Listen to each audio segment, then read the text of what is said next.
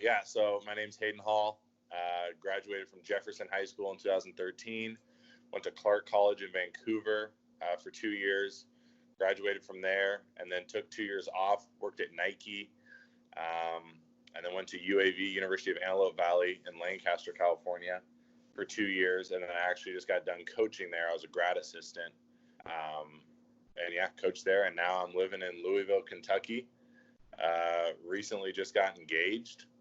Congrats. And yeah, and yeah, just waiting for this whole coronavirus to get over with so I can get back to bartending or coaching or teaching. I mean, I'm getting my master's right now, so I'll graduate in August with that. So then once I have that, I'll have my degree in sports management and my master's in education. With where you're living right now, do they have like a date that you guys are shut down till, like May, whatever? So we got really lucky. Our governor or our mayor or governor is super, super cool. He's on like ahead of the ball on everything. He's just like a really like active guy in the sense of like he wants everything to happen now before things get worse. So I think there was like an article that came out that Kentucky's like second to none when it comes to like coronavirus like prevention. Oh wow. So yeah, so that's been really cool. But other than that, it's been it's just been kind of just the waiting game. At least It's not like California. So I left the day. So we were at the national tournament. We won our first game. It got canceled the next day. We left the next day, and then I got on the road. My dad flew down, and then my dad and I got on the road, and we drove 33 hours to Kentucky. So I got out of there just in time because California, if you're outside, you get like a misdemeanor. Like, right. It's insane. Yeah. So you guys won that game, and then when did you find out the news that the tournament was done? So we found out the next day. We were actually up really late. So we had the late game. So we played at 11 o'clock at night of the first round. We ended up getting out of there and getting back to the hotel after getting the guys pizza and stuff at like 1:30. We watched film till like 3:30, like us coaches did. Woke up at like 9, got the guys breakfast, and then I was actually taking a nap at like 11 or 11:30. And my one of the other assistant coaches who I was rooming with woke me up, and he's like, "Tournament's canceled." And he's like a joking kind of guy, and I'm like, "No, it's not." And it's crazy because how fast it went. It went from only the people that were at the venue can come back the next day. And then it was only 100 tickets for each team. Then it was no fans, and then it was potentially canceled, and then it was canceled. And all this happened within maybe 15 hours. Like, it was insane. So I didn't believe it. And then when obviously it was all over Twitter and stuff, and then when like us coaching staff, we got an email that was like, it's legit. We were like, well, I guess we're out. And it was kind of cool though, because we did get text from like some of the higher program, or not higher, but some of like the more dominant programs, like Indiana Wesleyan and Dakota Wesleyan.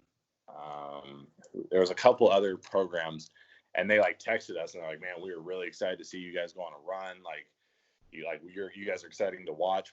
There was 32 teams, and there was only 2 teams in the tournament that like full court pressed the whole game, and we were one of them. So like, you guys had a chance to like maybe run it all. We really did. We really felt confident. We felt if we won the next game, we were gonna have a really, really good shot because the team that we were gonna play was really good. But then if we won that game and College of Idaho won, we would have faced them in the, would that have been Elite 8 or Final 4? Elite 8. So and we thought we matched up against them really well. So kind of crazy though, it just happened so quick. It is wild. I want to run it back to when you were younger. That was one of the most fascinating things about you to me is you transferring from Hawkinson to Jefferson, which for those that don't know, can you kind of like set like what both of those settings look like? I mean, they are night and day different. Oh, I don't know. You got a white piece of paper and a black piece of paper. Talk about what years was it? Like what? So I left my junior year. Okay. And I played my senior year at Jefferson High School. Okay. And it was 2012 is when I went there, and then obviously the next year, like I graduated in 2013. So, but it was crazy. I mean, like Hawkinson's 500 people out in the country. Very, very dominantly white school. Like every kid has a car. You know everybody and everyone's brother and everyone's dog's name, and like the guy working at the market down the street, and when like the other guy comes on to work, like their shifts, like you just very, very small town, like very much of like what is it, Belmont from Footloose? Yeah, like that. It was small like that. And then going from there, and then going to Jefferson, inner city school. There was two or three white people in the athletic department, like in the athletic programs. So like basketball, volleyball, soccer, football. So that was wild. I mean, yeah, just very, very different. There was probably 14 student parking lots or parking spots. So it went from like every kid having one when they turned 15 and a half to probably, I mean, I think I was maybe one of 10 in the school. Wow. But I mean, again, it was just different because everyone just took the bus. Like everyone just took the TriMet and you just got on the bus. And so it was honestly one of my favorite years that I've ever had. It was one of the most challenging years, but one of my favorite years of my life, just because I learned so much more like real world stuff than I would have ever have thought. Like, and the little things like being on the TriMet bus, you have to pull a cord when it's your stop. Like things like that, I would have never have been exposed to. And it's like little things like that, but it's just, I don't know, like just crazy. Obviously, like there's a different security you got to be aware of. Like you got to be aware of your surroundings. You got to be alert at all times when you're going through different parts of Portland. There's some parts of Portland that are obviously super nice, but it was, crazy. It was definitely a culture change and a culture shock. Yeah, for sure. How did that come up? Like, how did it get in your head? So I actually wanted to transfer from Hawkinson like 2 years prior, but my brother, who, I mean, they almost named the high school after him, but my brother was a stud at Hawkinson. And so he was staying there, and it would just be too much for me to transfer and my brother to be at Hawkinson. So then when my brother left, I played one more year. I played my junior year. And then it actually was kind of crazy how it unfolded. I wanted to transfer, but both my parents had gotten laid off. So they didn't have jobs. And it got to a point where my dad's like, we're going to have to move to Portland just to be he was at the point where he was going to get like a Home Depot job and just so that like to have some kind of income. Yeah. And so when we were looking at that, I actually went to Jefferson to look at the school. And like 45 minutes later, I was signing my transfer papers. Like we went to look, and then I liked it, and I was like, wow, this is kind of crazy. And like, we're moving out here anyways. So then I lived out there, and I had just turned 18, and like, it was nice because if I didn't, like the talks of being like emancipated would have to happen and things like that. But yeah, it just ended up happening. And then Pat Strickland, I knew Pat from like my AAU program days. So when I hit him up and I was like, hey, I'm transferring to Jefferson, he was like, wow, okay, yeah, cool. Like, congrats. Let's chat. Let's see what we can do. Let's get you ready. And then I was the captain of the team. We went 28-4, and we won the state championship. Who'd you guys beat in the title game? Churchill. So we won the first game. I gotta remember it super from like it was yesterday. We won the first game by 14, the second game by 4, the third game by 10, and then we were down. We'd never been down at halftime, and we were down at halftime in the state championship game by 9, and then we ended up winning by 9. Wow. From your team at Jeff, how many of those guys went on to play college ball, and where'd they go? College ball? Yeah. Everyone at least played college ball. Yeah. Quinnis, I don't think Quinnis did, but he was like pursuing football, and then I think he went and played football. But Jamarte played football. Silas Melson went to Gonzaga. Vic went to Future Academy and then Idaho. And then Devontae went to PCC. Kadeem went to Western Oregon. Who else was on that team? Gabe went to PCC and then Warner Pack. And then Dario and Daniel went to PCC. So, yeah, so everyone really played. And then Silas went pro. He's playing in Greece. Vic went pro. He's playing in Belgium. Devontae played overseas for a hot second. I don't really know what that was all about. And then Jamarte played football overseas. I mean, yeah, it's just such a different culture basketball wise. I mean, it was insane because like I've learned over the past years to change my vocabulary from weird to different. So like something's not weird, it's just different. Right. So like Hawkinson to me, when I look back, I would be like, oh, Hawkinson was weird. Oh, it was so weird. And it wasn't weird. It was just different. Like my brother loved Hawkinson. Yeah. And I just didn't like it because it just didn't fit who I felt like I was. And I felt like I was kind of held back in some sense. Where at Jefferson, like, I mean, one of the funniest stories my dad loves talking about is I was a part of the Jefferson Dancers and then and the basketball team, which was like the two prominent, awesome things. And like, they just made it work. Like it was to the point where, oh, you there? Yeah. Sorry about that. It was to the point where like the dance wanted me on the dance team, but they're like, hey, if you have basketball practice or basketball game, go do that. Where I felt at Hawkinson, sometimes it was limited. So it was like, hey, you got to pick one or the other. Like if you want to be in band, you can be in band, but you can't be in band and basketball. Where Jefferson was all about like hit every tool that you have. And so, but one of the funny stories that my parents love telling me is that I was the MC for the Black History Month assembly, like our big assembly at the school, and I was the MC for it.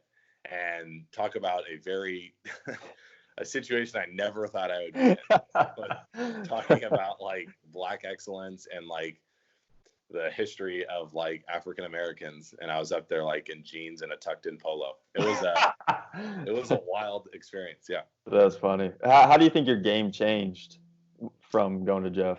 Do you think it changed? Yeah, absolutely. It changed. I don't know. I mean, practice every day was like cutthroat.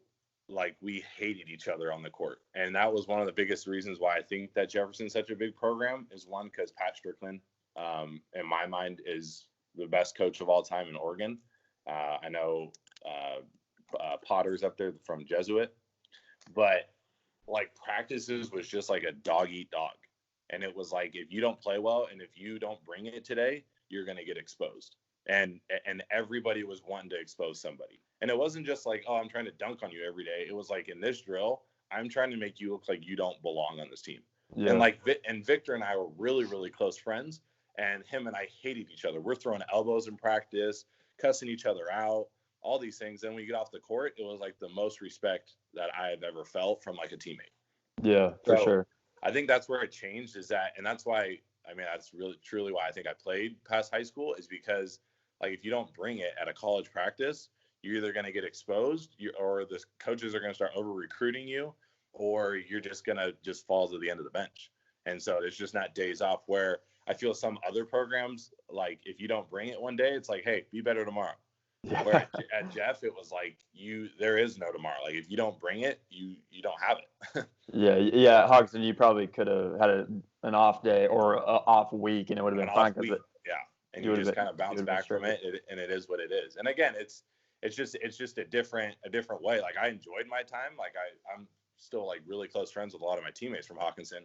But as far as like wanting to better my basketball skills, Jefferson was just, I mean, it was crazy. Like the janitor used to have to kick us out, and even sometimes we'd pool money together and give him $20 so that we could stay another hour. Like just things like that that were just insane. But it was actually really cool because when I was at Jeff, we did a documentary for Jordan. So there was a camera on us, like I think it was 18 hours out of the day. So there was like a full film crew, like a director and everything. So they were at practice. They would come to our classes. They would come home with us sometimes, like insane. So that was also a really cool aspect. That was just kind of interesting. Do you have like a game in mind from your time at Jeff that was just like crazy environment, crazy game, crazy opponent? Yeah. So Benson is like our huge rival, like Duke, UNC. We're right down the street from each other. And we played at home. I think it was senior night. And yeah, it was senior night. And the introductions, somebody was really smart and got a smoke machine. So we had a smoke machine. We had lights, like in the place is sold out, packed, standing room only. There's like 15 cops, just insane. But the game, I still have a picture. I got to find it. The game, the first 3 minutes of the game was like you were playing in fog. because they didn't have ventilation in the gym. So they opened doors and stuff, but like literally you couldn't, like if I'm standing to take the ball out of bounds, like on the baseline, I couldn't see the other hoop. And brutal. But like we waited like 15 minutes and then they were like, we got to get going. It's like 8:30. Like this game was supposed to start at 8. That's crazy. So that game was, as far as that was wild. And then when we won, they popped poppers, like confetti poppers. Yeah. And in Northeast Portland, you never really know. And so I remember like hitting the deck. Like we're going through like lines. We're going through like end of the game lines, and they popped the poppers, and I like hit the deck. I thought it was a gunshot. It was insane. It just an insane atmosphere. Yeah. What was your like recruitment process like? How did you end up at Clark? What schools were you looking at before that? All that. Yeah, I went on an official visit to Western Wyoming, and that was just too cold. Out in the middle of nowhere, just really cold. Really cool staff. Ryan Orton, who's actually at Alaska Anchorage, was the head coach. But went on a visit to Western Oregon. Went to Lewis and Clark. Went to Lewis and Clark. Let's go. Yeah, went to Lewis and Clark. You used to come hoop with us quite often. Yeah, I hooped a lot. Yeah, definitely with Coach Denari. Yep. But yeah, so did that and then just didn't really find a niche. Oregon State wanted me to walk on, just like every other 500 kids they asked. And I was really close to doing that, but then I realized I just didn't want to be like $120,000 in debt and do it that way. It was really hard too because they wanted me, but obviously not enough to scholarship me because I wasn't a Division I player. And then when I went to Clark, I like didn't regret it at all. Like that's like the one big thing that I try and tell like younger players that I talk to is, yeah, D1's nice or D2's nice, but once you realize where you're at, you're going to be so much more successful. Like I've obviously never played at the D1 level or at the D2 level, but like I was an NAIA player and like that's where I was most successful and like I loved it. And I think when I got really good or I got better is when I was like, I'm an NAIA player and that's what I am and I'm going to make the best of it. Where I had some teammates that are like, man, I should have been D1. I'm D1. And it's like, well, you're not. You're at the NAIA level, so be the best NAIA player you can be. And so when I realized that, I enjoyed it 1,000 times more because it was just way more fun.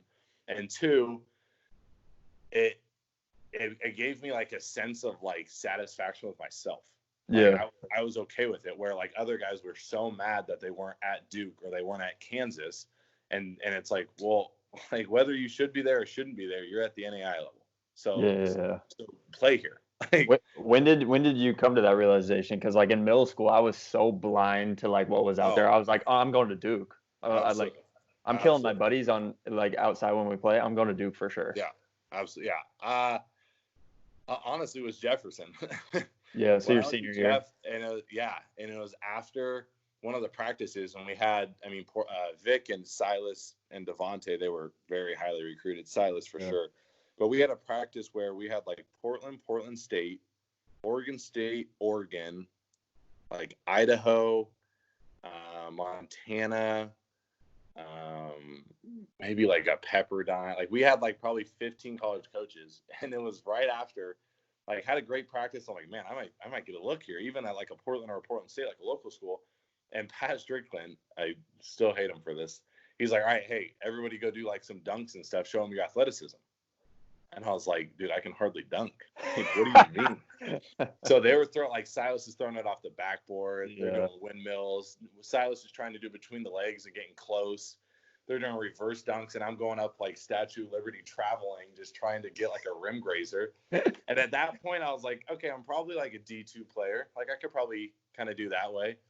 And then went to an open gym at Western Oregon and got absolutely exposed. I mean, if we're going to be using that word, just got exposed, like just so much bigger, stronger, faster, quicker. And I was like, okay, maybe D2 would be a stretch. Like I probably could have played D2, but I wouldn't have enjoyed it as much. Like I probably would have played the first 2 years. Junior year, I probably would have got some burns. Senior year, I would have played. Like, and I just wasn't looking for that. So probably senior year, and it was probably because of Vic and Silas and Devontae and those guys, because I was like, wow, these guys are D1 players, and I'm not. That's So funny. Yeah, I mean, it took so long for me. I didn't even like know that world. Like AAU ball was so different when we were. right. Maybe not for you. How old are you right now?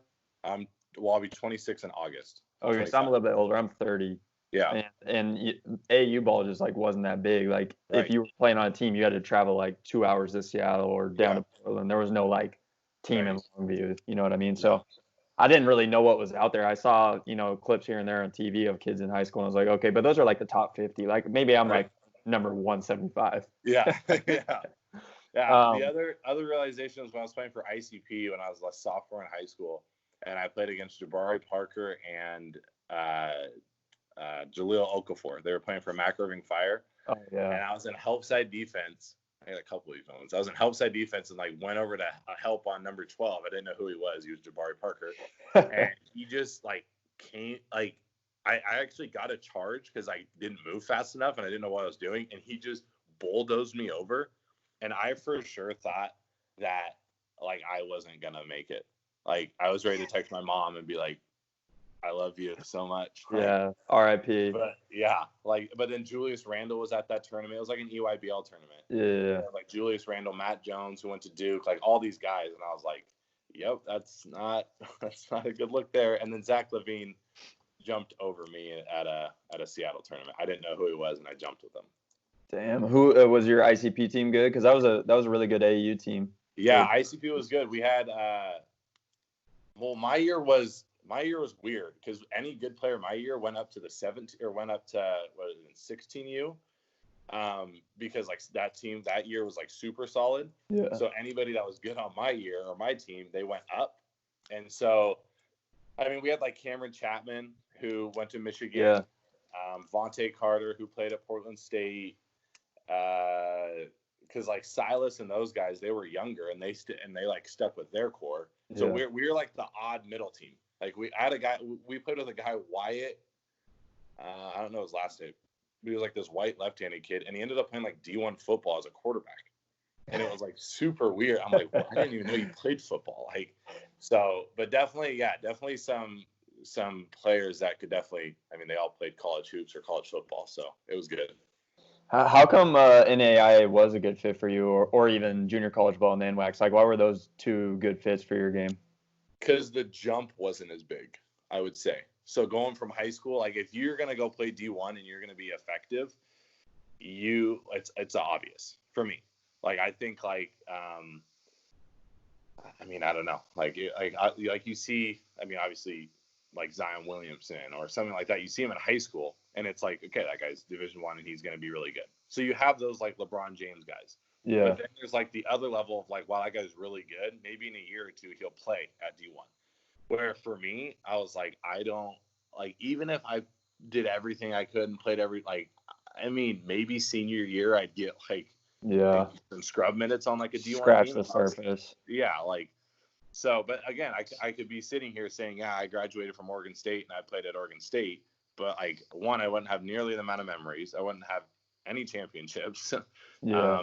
And so now I'm done with my college career, and we were just talking about this the other day, and I have like 11 championships total. So state, conference, tournaments, playoffs, won the NWACS, like all these things. And it's like, I can go to bed, or I can tell my kids like, yeah, I'll have 5 rings when I'm done with everything. And like all these things, that's way more fun instead of having 55 dry fit t-shirts from Oregon State and 25 shoes and like all these hoodies and stuff. Like, I don't know. I mean, I think it's just a different, obviously there's a lot of perks that come with D1, but for my playing style and how I was, my ability, it just didn't fit. What were some of the differences between Clark and UAV? Was one better than the other as far as like if they played each other, like would one team come out on top? Wow. Well, my first year at Clark, we were 27-2. And we had Colin Spickerman, who played at Portland State. He was a 7-footer. Yep. By the way, how tall are you? Because I looked it up. It said 6'7", but are you 6'7"? 100% 6'7". Wow. Okay. Or 6'6". Or 6'8". It depends who you ask. Yeah, I'm like 6'7". I'm probably 6 3/4 with shoes off. But okay. But yeah, so freshman year. So I mean, we were good that year. We had Sean Price, who was like 29 years old. Yeah, he was from River, right? Columbia River. Yeah. He was nice, and I went to one of your games at LCC, and he was like before my time at RA Long, or when I was at RA Long. Like I was a young kid when he was a senior. I'm looking like, is this the same dude, or did he have a kid? No, yeah, that's Sean Price. He actually, funny story. Warner Pack. It was between me and him, and I was like signed to Warner Pack basically. That was another place I wanted to visit. Was ready to go. Like I'm like made the decision in the morning. I'm going to call coach, and didn't get a hold of him for like a week. And then apparently he was sick or something. Coach Valentine was, and then like a day or two later, I found out that they signed Sean Price. And I was like, wow, like it was me or a 29-year-old. And then, I mean, let it be told, I mean, he failed out within 3 weeks, but that's beside the point. But so we were good that year. We were just really mature. And then we lost. My brother was on that team. I actually got to play with my brother. That was a really cool experience because he came back from Cal Poly and he played his last year there. But then my second year, we went 24-4, 25-4 or something, and we won the NWAC. My UAV team, well, this year would have been it would have been a good battle. It'd probably be a really good battle, actually. I'm trying to think. My senior year, my junior year, yeah, wow, that would have been good. Because I'm just thinking we had Sheldon Blackwell my junior year at UAV, and he was a Cal Fullerton transfer. He's a D1 bounce back, and then Miles Nolan Webb, who was a D1 bounce back, my point guard.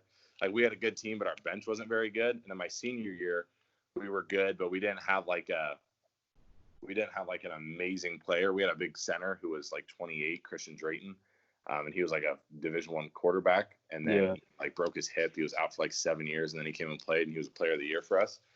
But I mean, yeah, it'd probably be close. Yeah. Yeah. So top of the top, they might be equal as far as. Yeah, definitely. Because my first year at Clark, Max Livingston, who went to Lake Oswego, went and played at Portland. There's definitely some good players. After Clark, why'd you take 2 years off? You said you worked at Nike, right? Didn't get recruited. Really? Didn't got kind of overlooked. Again, played on two teams that had a lot of good players. So if I had to find an excuse, I mean, I don't really use it, but like my second year at Clark, Evan Garrison, who went to Portland State, then he went to Western Oregon from Tigard. Brian Berg, who went to Western Oregon. Paolo, who I don't think he played after, but he was a heck of a player. And I guess my style was always just like whatever the team needed. I was just a role, unless it was defense, then I was not the guy. But like I was just a role player, so I was fine with being the sixth man as long as we won, or I'm fine with not even playing as long as we win. And I think that's kind of a testimony to myself because like when I look at my college record, like I lost 27-2 at Clark, 25-4 the second year. First year at UAV, we had like 12 losses, but had like a 20 game or like an 18 game winning season. Then the next year had a 20 game season. And then like last year as a coaching staff, we were 28-4. Like crazy. It just, I don't know. I think that's another thing is that I found like I want to win and I hate losing. Like with anything, and even my fiance can tell you that, like I'll lose in video games and I'll like throw a fit. Like I just don't like losing. So I just found, again, kind of younger than I think some kids do. I just found out like if it means that I don't shoot the final shot, but if we win, great. Where I think some people are so thirsty to be the best player or to play every minute and lose every game. It's like, well, I mean, unless you're Trae Young, it's not going to be very exciting. So when you had those 2 years off, were you thinking, "Oh, I'm done with basketball"? Like, were you worried or 100%? I was 100%. Were you ready to be done? No. Then I wasn't at all. Yeah. It was really tough. It was hard because I wasn't ready to be done, and so many people were like, "Man, keep going! Like you could really find a spot." 1 year went by, and I'm like, "Yeah, no, it didn't work." And then like another year, you were still trying. You were like reaching out to people and whatnot. Yes and no. I mean, I had like my connections that I was like hitting up, but I mean, again, like you're going to take a guy who just got done playing and not a guy who hasn't been playing for a year or 2 years. So then I got the job at Nike and I loved it. Like I'm a huge shoe guy, so I loved working at Nike. And I'm like, oh, maybe I'll just work my way up at Nike and do that thing. And then actually one of the customers who I knew came in and was like, man, you're not playing anymore. I'm like, no, not at all. He's like, you should have Jordan Mass. He got a coaching job at Caltech. And I don't know if you know anything about Caltech, but it's one of the hardest schools to get to in the country. Yeah. Like the people that don't get into Caltech go to like Harvard, like just insane. And so I hit him up. I'm like, man, can I well, let me come play for you. And he's like, you would never get accepted here. I'm like, what do you mean? Like, so he told me, I'm like, oh, okay, that sucks. The next year he got the job at UAV as the associate head coach, and he recruited me, and then I went and played. So when he started recruiting me, I was like, oh no, I'm like way out of shape. Like not ready to play college basketball. So, I mean, I'd been playing at open gyms and things like that. And then when I signed, I like really turned it up and really got back in shape, and then had a good career at UAV. Yeah. So, I mean, those 2 years was tough. It was tough. But now when I graduated this year, I was totally done, like ready to be done. Like, yeah, for sure. My body said you're done. Like I just mentally was done, and I wanted to get into coaching. So I felt like I was ready to do that. How'd you know Jordan? From a while. So I met his sister my summer going into my senior year, I guess it would have been like September, October of my senior year. Met his sister, and then his sister's like, wow, you should work for my brother. He runs like camps. So like, okay, so I got in touch with him, ran camps with him, and then I actually coached he ran Oregon Elite basketball. I don't know if you remember them, but I actually was the coach for his 4th grade team. So I coached one of his teams and just kind of knew him. I mean, we weren't really buddies then. And then when I coached at Reynolds, I coached JV high school at Reynolds High School when I was my second year out. Second year. Because it was right before. Yeah, so second year out, I coached at Reynolds, and I connected with him again and just kind of met. And then when we went to UAV, I mean, we got really close, and now we talk every day, and we hang out a lot, and he'll probably be in my wedding. So that's now awesome. We're really close. So yeah, crazy. So is coaching the dream job? Is that the end goal? Yeah, absolutely. Coaching is kind of the ideal job. I think it's a very realistic job. Obviously, I mean, you know how it is. It's very tough to get into. Yeah. Even when you get into it, it can get really hard.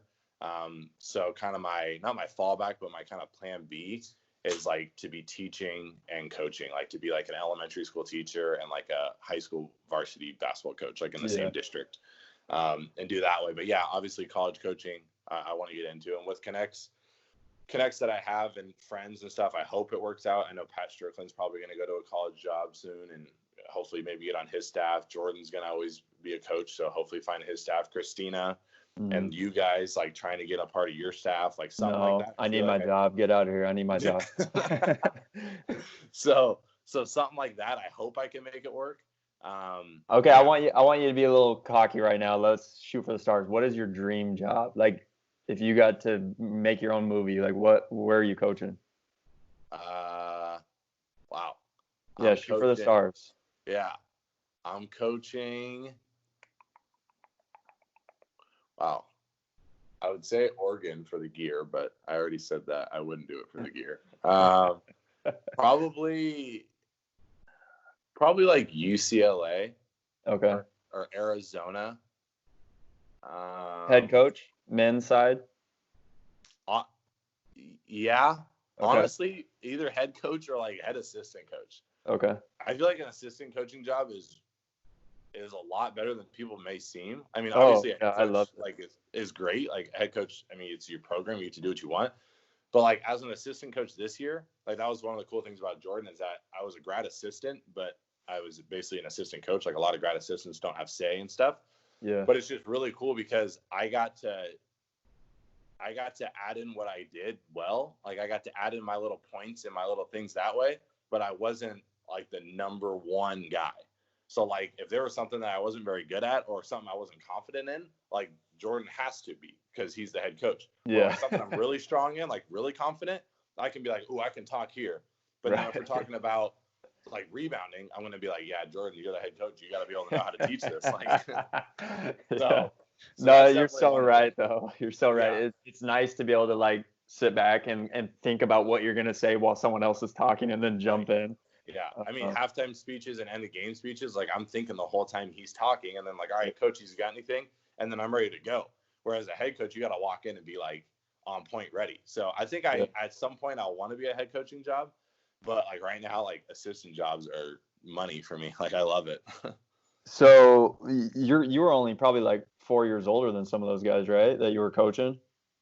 I mean, yeah, like that was probably the toughest part I would say about last year, is that I was having to coach and like reprimand players that I was just rooming with last year. That's tough. And yeah, like I like playing video games until 5 a.m. and now I'm telling them go to bed.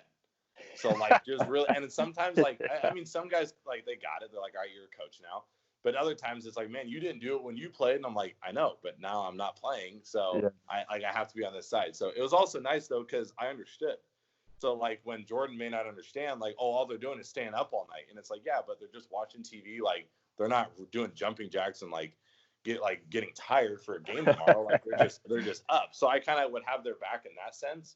And then also food planning was nice because I knew what all the guys wanted. So I would look up the Chick-fil-A's. I would look up, like, if it's late night, like Taco Bell, where they're going to look up, like, McDonald's. And, like, the players don't want McDonald's. And it's like, well, this is what's open. And it's like, well, there's a Wendy's open still. So, like, that was where the guys, I think, really liked it, is that I knew what to do in our free time and what to eat in our free time. Yeah. That was definitely a perk that I got to have. What was your least favorite task that you had to do this year? And then maybe what was, like, your favorite thing that you got to do as a coach this year? Because I hated being the person in charge of meals. I'm going to be honest, that because there's a lot of pressure to make sure it shows up on time, that it's correct, that you have enough for everybody.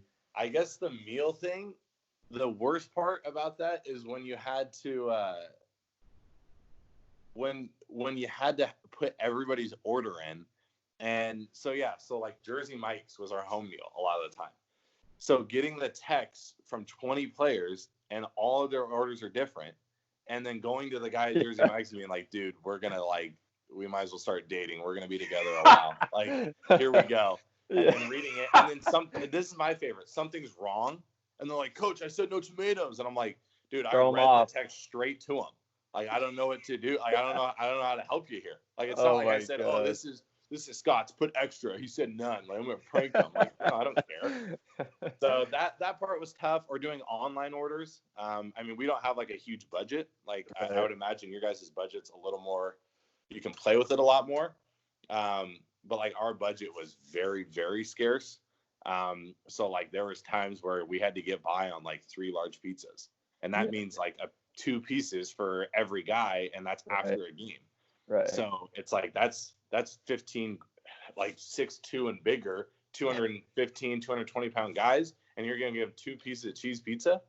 And then like, man, see you in the morning for breakfast. Like, that's just tough. So, you're doing the math. You're like, all right, if I run there and pick up the pizza, that saves $20.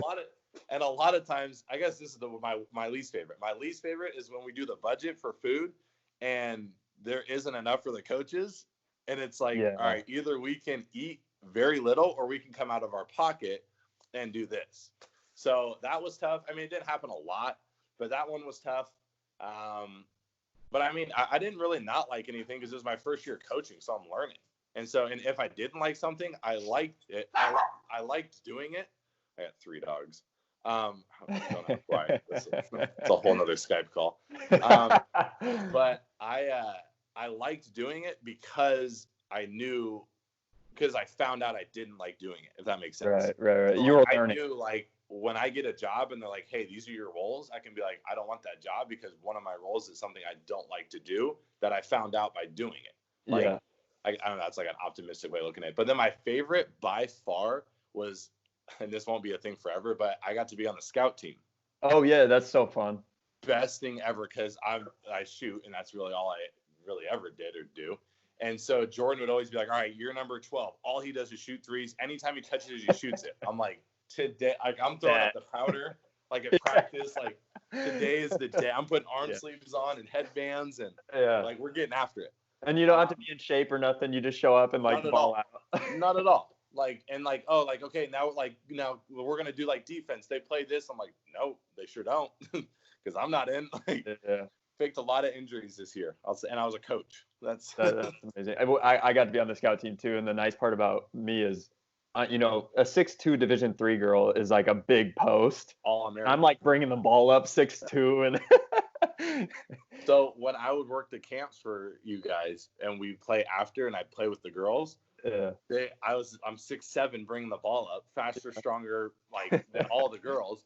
And I remember a couple of them were just like, "We're never gonna play a girl like this." I'm like, "Okay, well then I'll go in the post." So I get in the post and they're like, "We're never gonna play a girl like." I'm like, "Yeah, okay, this got tough." We're like, but like for you being 6'2", like I mean that's like George Fox centers. Yeah, Right? yeah. That's like, but like 6'7". I mean, if you're 6'7", you're Mercedes Russell and you're at Tennessee. Right, Like, right. It now worked you're out playing for me. Yeah. So yeah. So I mean that could. I mean, and obviously, scout team's just a great way to get a workout in and you get to play basketball. So that was definitely probably my favorite task. Right. I gotta tell you a story. We were out at Walla Walla this year playing, and I'm ordering the food for the team before the game. I know what I'm getting. I know what time it's supposed to be there. All this stuff. Our game starts running long, and I'm like checking my phone. Like I have missed calls from this Uber Eats driver texting me like, "Where are you at? I'm about to just set the food down and leave." Like she doesn't know where the gym is or nothing. And so during the middle of the game, I'm like trying to respond to this Uber Eats driver because I don't have anyone to help me. There's no other assistant coaches. Right. And I see her walk in and she's like lost. She has no idea who I am, like where I'm at. Right. And so she's walking across the baseline. The play is coming at her. And I'm directing our trainer who doesn't know what I'm talking about. I'm like, "Hey, go grab the food, put it behind our bench, you know, make sure that we have all the boxes, blah, blah, blah." It was the worst. Like I'm like C squad when it comes to ordering food. I'm the worst. That's good. That's good to know. I'm getting better. I'm gonna get better next year, I promise. Yeah. Okay, so you're out in Louisville, and you recently got engaged. Big news. Congratulations. Yeah, absolutely. As a single man, tell me when you knew that was the person you were gonna propose to. When's the moment where you're like, "Yep"? I still don't know if. When did I know? How long? Give me some backstory. How long have you guys dated? How did you guys meet? We've been dating for we dated for 2.5 years. Now we're engaged. Can't get that wrong. We met in September of 2017. And we went to the movies. We went and saw it. She nearby because you look nervous. Yeah. Oh, she's right here. If I mess up these dates and the call hangs up, I just look me up on like Find Your iPhone or something. Your neck. Yeah. Just all of a sudden the screen goes black. No, we went to the movies and we went and saw it. I fell asleep in the movie. Just you and her? No, I went with a teammate. It was like a kind of double date. But yeah, so then we dated, and then because that date went so well when you fell asleep. It went great. Fell asleep. Like, "Oh, this is amazing." Yeah, she's like, "Wow, this guy's like he's a real jitterbug. This is awesome." And then we dated, and then we moved in my senior year. We lived together with Manny, and we moved into a house together, and then during last year she moved out in January. I finished season, and I just got out here. I don't know the when I knew. God, I'm gonna get so many brownie points because I don't know if she knows this. There wasn't like a moment, but when I realized that I don't know, when I realized that I wasn't. This is like such a weird thing to say. When I wasn't interested. Are you gonna cry? No. You can cry. Can we have student pass? Can we pass this question? I got here. This is like the most straight up answer I can tell you. I went out with some of the guys, and we were at the bar, and the moment I knew that she was the one I was going to marry is when I couldn't wait to go home, to like back to her. Like I was like, wow, this is so much fun.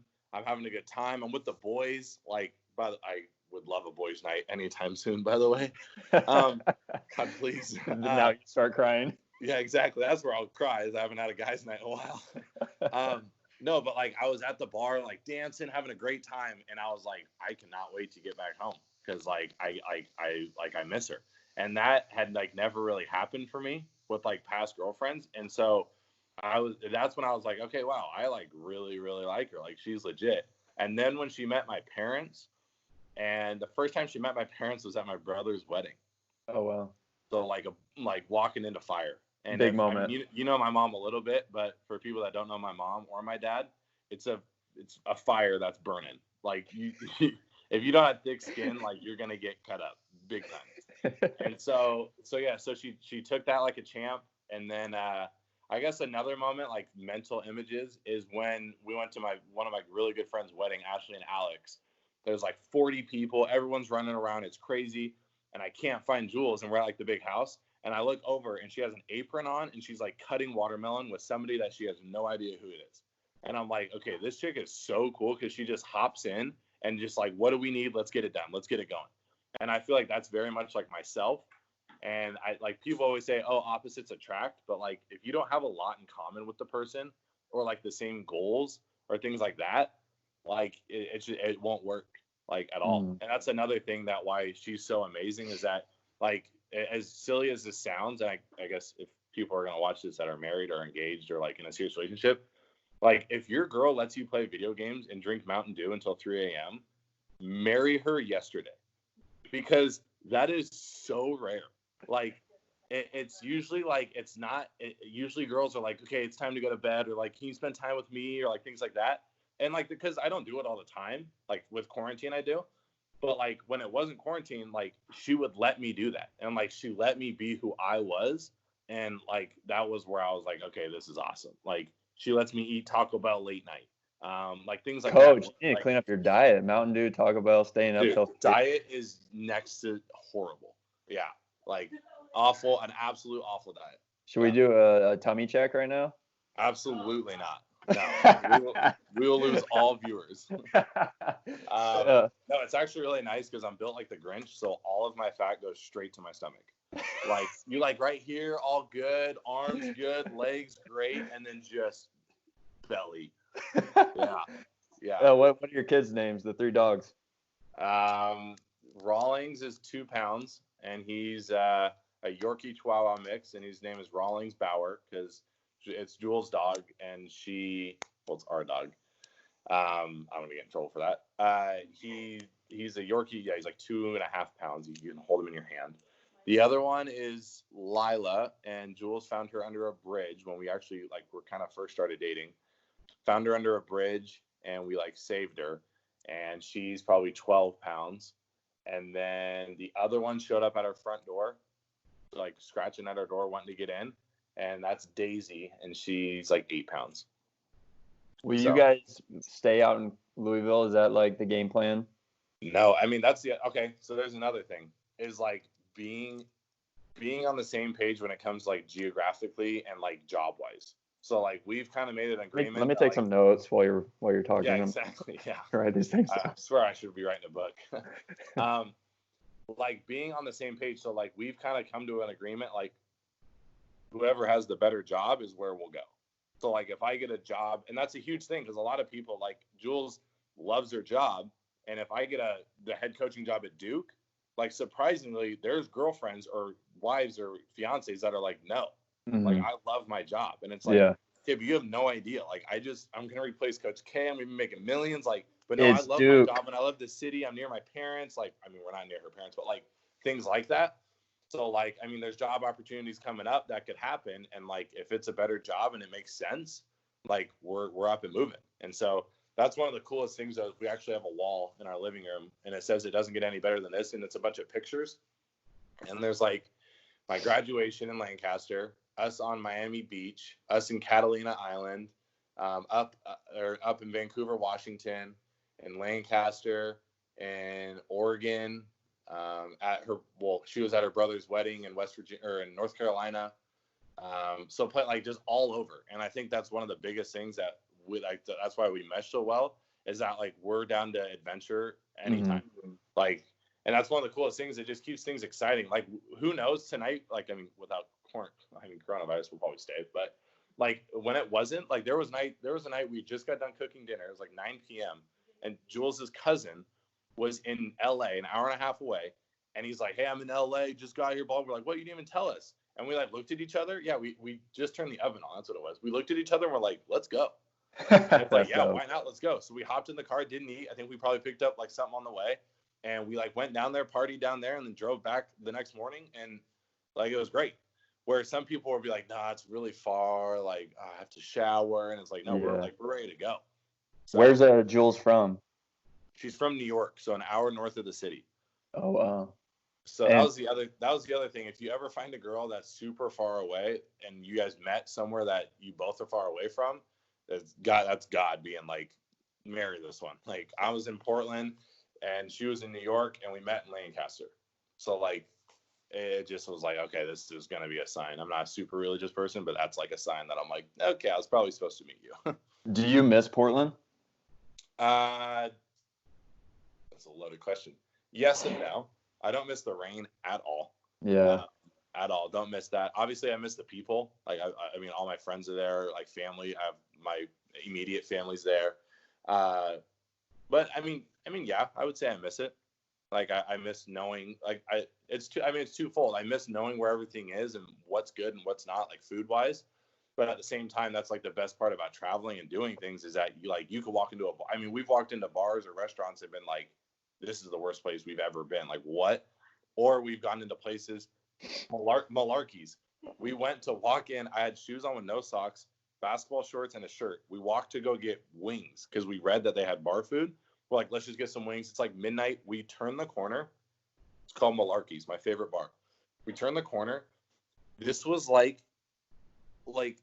7 fraternities joined a small 2-bedroom house and they threw a party.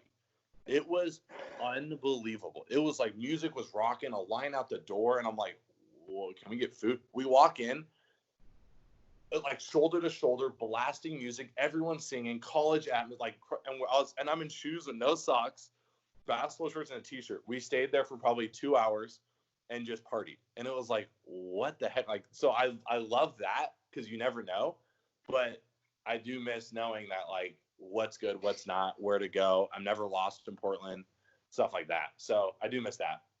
If you guys both got your dream jobs in the same city, which direction do you think you'd head? Would you go west, east? Doesn't matter. Probably east. Yeah. One, because I think it fits both of our personalities. Like, have you spent time on the East Coast at all? No, not on the East Coast. So I didn't really think this was a real thing, but it's a completely different world. Like, completely different in the sense of, like, it's a go, go. And there's a lot of, like, I mean, not stereotypically, but there's a lot of, like, rude people. There's a lot of just horns honking. Let's move. Let's do this. Okay, let's do that. And then after that, let's do this. And then after that, let's do this. And then let's go to bed and wake up in the morning. Let's do this. And then let's do that. And it's like, go. And so I love that. And Jules loves that. I mean, yeah, that's New York, but that's even like Florida. Yeah.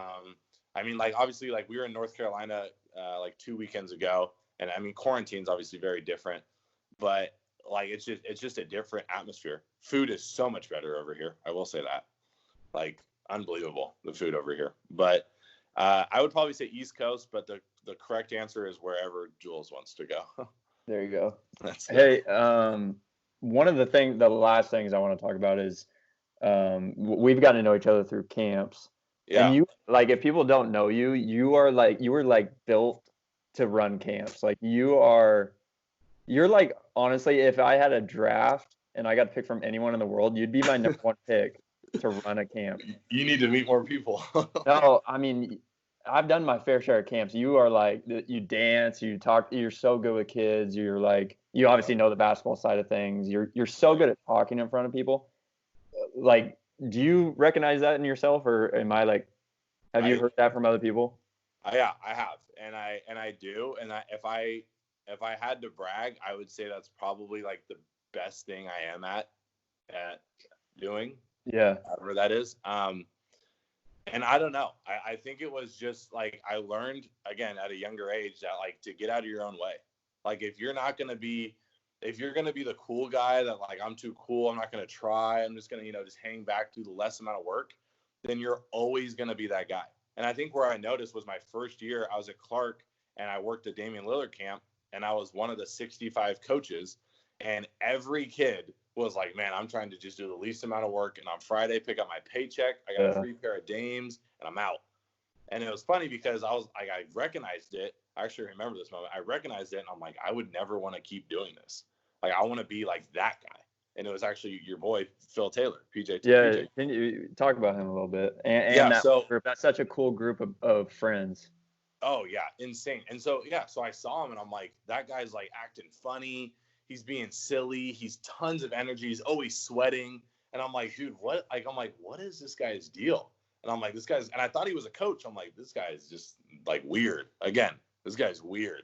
Right. And then all of a sudden I see him like talking to Dame, and I see him like planning, and then he's like blowing the whistle, and we're all looking at him to talk. And I'm like, wait, is this guy the director? I'm like, what the heck?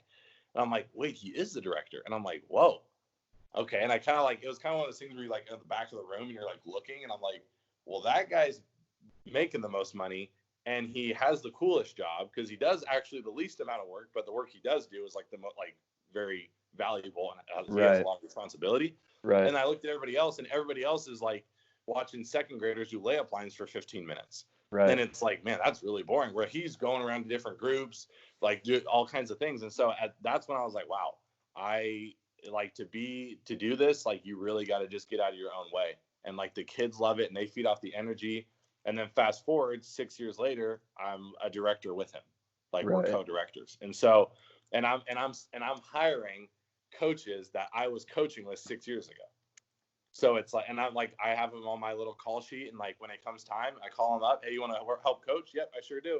They collect their paycheck. See you next year. And so where I'm like in a much bigger role and enjoying it, and it's just way more fun, and the perks that come out of it, and the relationships, and it's awesome. It's insane. PJ is like the most awesome, unique dude I've ever met. Like we did our whole time at Lewis and Clark together. We lived together. Yeah. He's just an amazing guy. He would run Portland. He's like so well known, so well liked.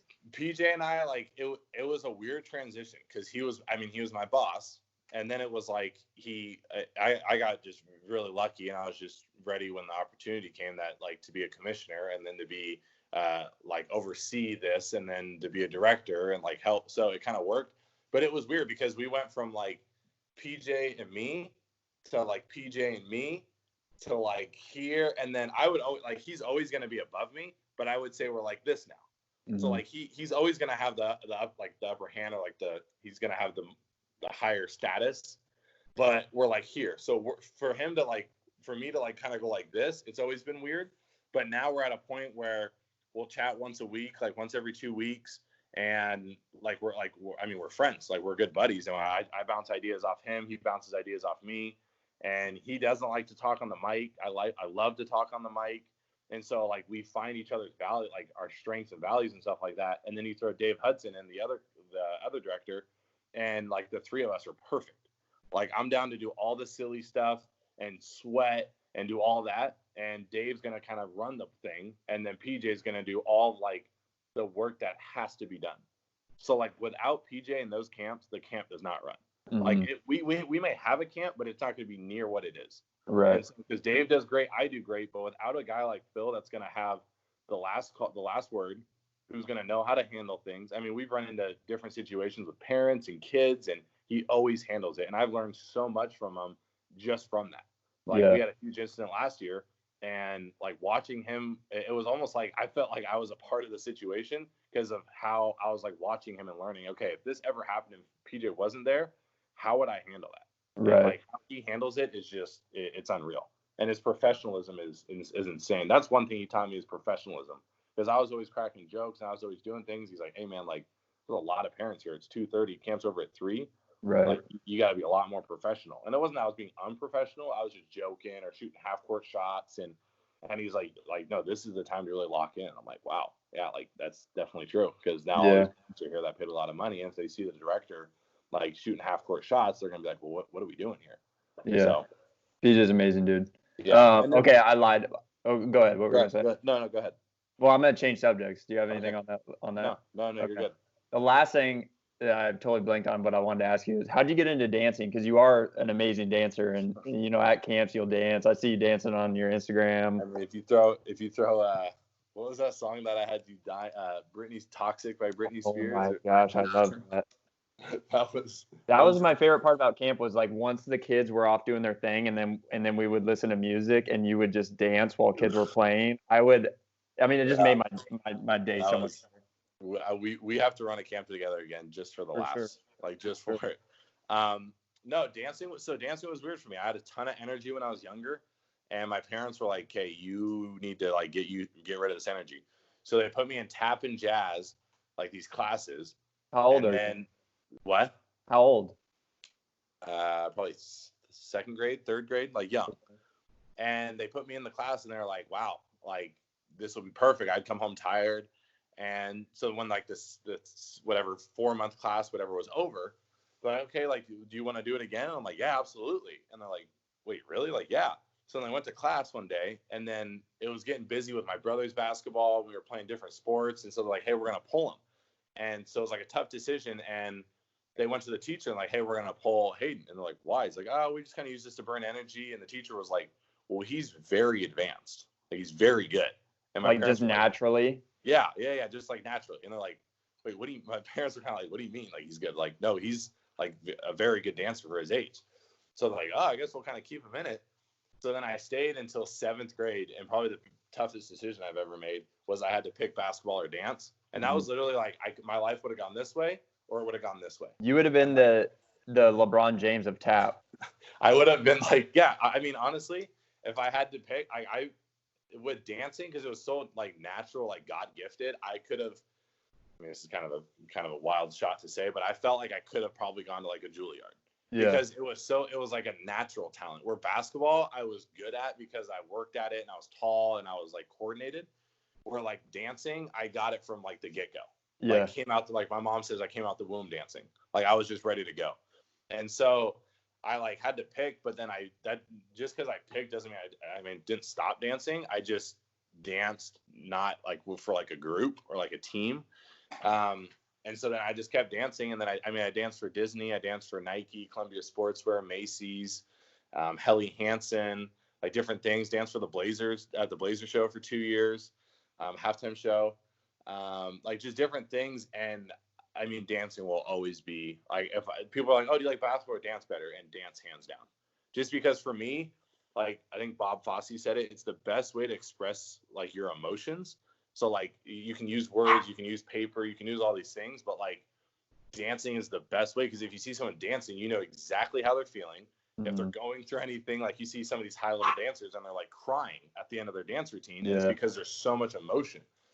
And so, I mean, I've always loved it.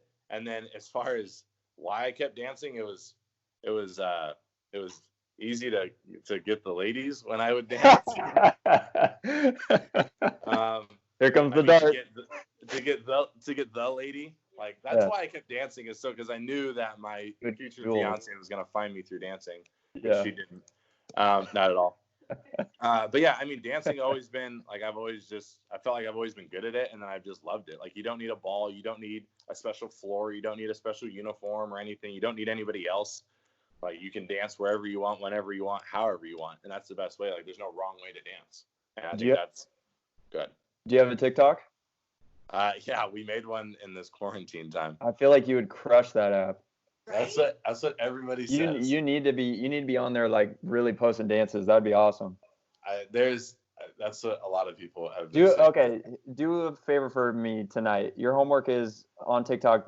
Do your version of like the Tusi slide, Drake. Okay, yeah. You got me? Yeah. I'm gonna be looking for it. All right, yeah. Do you have a TikTok? I do, but just to like look at stuff. You don't post anything? I haven't posted. I'm trying to like think of something I could do to post on there. I'm not a dancer, but you know what I mean? Like maybe something funny. I'm trying to think of a funny one. Yeah. We have a couple, I'll show you I'll add you on TikTok or whatever, but one Rawlings is like a super cute and amazing dog, but he's like a jerk when he's sleeping. And so I did have you heard the one where it's like, "Can I pet that dog?" Yeah. So like I'm saying it and I'm like going to pet him and he's like in his little crate, like his little like bed thing. And I get really close and then I get really close and he like freaks out and tries to bite me. And it's a pretty good video. And then Jules and I made a couple like silly ones. We did one the other night, our like leasing company. They did one and like whoever posted the best dance like won. had it in the bag early off the gate. But we did like Jules was doing the dishes, and it was like how I do the dish. And she posted it, and she's like, how Oh, I I do saw that. That was dope. and then it was like how my fiance does, and like we have these lights that we had like a whole disco party. But I mean, we've made a couple, but I've always wanted to. But like I was telling Jules, the people that are really good, they have like legit cameras and like legit lighting, and like it's in like you. I mean, you see like on those For You pages or whatever with like the hundred thousands of lights, you see like it's like super good quality, where like when you see us do it, it's like, okay, that's really not that good quality. So I think that's like a knock, but I mean, maybe I should get into it. Yeah, I wouldn't overthink it. I think some of the really popular people just start doing it on their iPhone. All right, I'm looking for it, man. After this. All right. That's All your right. slide, I guess. I gotta learn it. Hayden, I appreciate you taking an hour out of your day. That was fun. Yeah, absolutely. You're an amazing guy.